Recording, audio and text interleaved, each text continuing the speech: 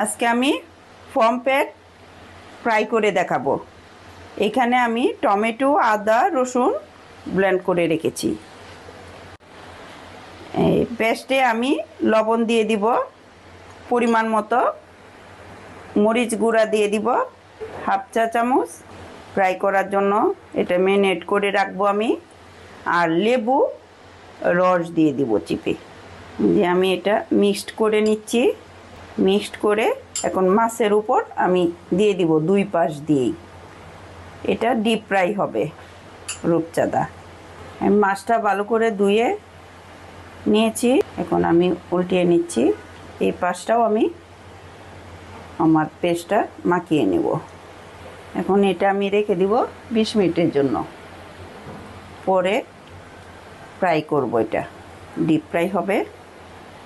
আমি pomfret marinate করে রেখেছি ভাজার জন্য। এখন এটা ভাজার জন্য আমি চালের গুঁড়া নিয়েছি কিছু। এখন এটাতে কর্নফ্লাওয়ার দিব 4 টেবিল চামচ দিয়ে দিলাম। এখন দিব সামান্য লবণ দিয়ে আগে ম্যারিনেট করে রেখেছি। এই যে মিলিয়ে নিলাম। এখন মাছটা আমি 2 পিটি মিশিয়ে নিব। এইভাবে চাপ দিয়ে বসিয়ে নিব। এখন আমি এটা তেলে ভেজে নিব। পমফ্রেট ভাজার জন্য তেল নিয়ে নিচ্ছি ফ্রাই প্যানে। তেলটা গরম হয়ে গেছে। এখন আমি ভাজার জন্য দিয়ে দিচ্ছি। কম আগুনে ভাজবো।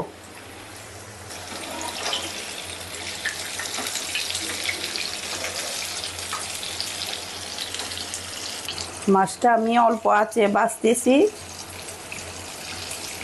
এটা ঘুরিয়ে দিচ্ছি। এক পিঠ ভালোভাবে হবে, তারপর আমি উল্টিয়ে দিব।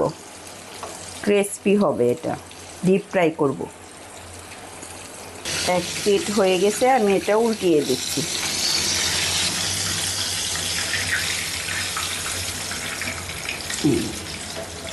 হয়ে গেছে আমার এক পিঠ, আর এক পিঠ হবে।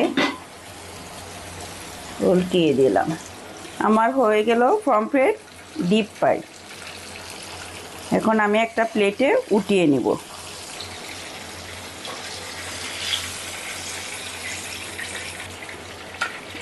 প্লেটে উঠিয়ে নিলাম। আমার হয়ে গেল পমফ্রেট ফ্রাই। আপনারাও এইভাবে করে খেয়ে দেখবেন, আশা করি ভালো লাগবে।